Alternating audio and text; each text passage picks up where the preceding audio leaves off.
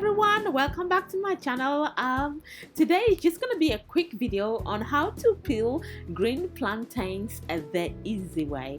So here is my plantains, and all I do is just cut off the ends, and with my knife I go in and I slice very thinly, just trying to slice the skin here. Don't go too deep. So use your knife, and then I make about 3 slices. So when you get to this part, just use your knife to peel off at the ends, and you can use a table knife for this just to be a little bit more safe, or your fingers, and then just peel away. It's just that simple, guys.